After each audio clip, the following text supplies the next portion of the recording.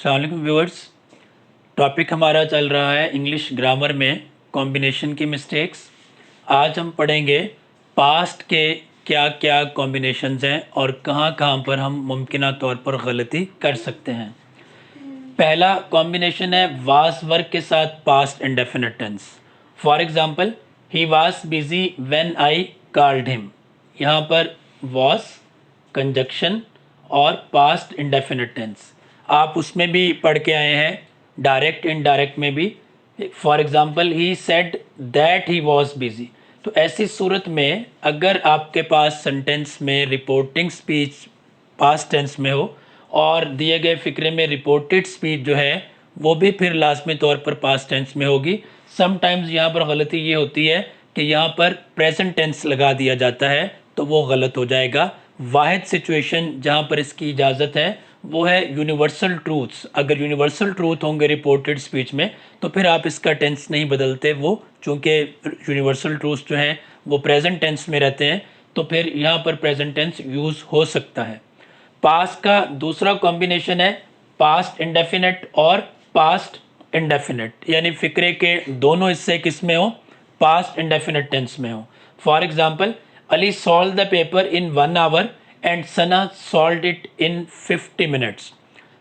पहला फिक्रा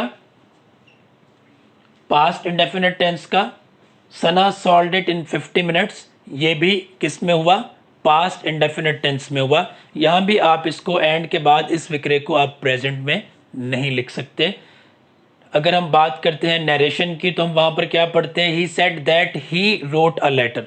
दैट के बाद अगेन आपको यहाँ पर क्या यूज़ करना पड़ता है, पास्ट टेंस यूज़ करना पड़ता है। जिस तरह यहाँ पर आप फर्स्ट फॉर्म यूज़ नहीं कर सकते, इसी तरह से यहाँ पर भी आप इसको यूज़ नहीं कर सकते।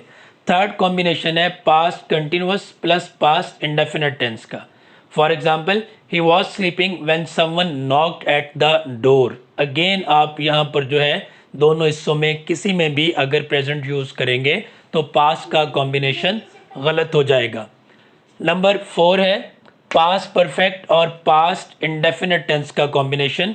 ही हैड डन हिज वर्क, यहाँ तक past indefinite past perfect tense before conjunction, the given time ended, past indefinite tense. तो अगर इस तरह से आपके पास बिफोर के साथ सेंटेंसेस होंगे तो वो लाजमी तौर पर किस में होंगे, पास्ट परफेक्ट और पास्ट इंडेफिनिट के साथ। नंबर 5 कॉम्बिनेशन क्या है, past indefinite plus would plus verb 1।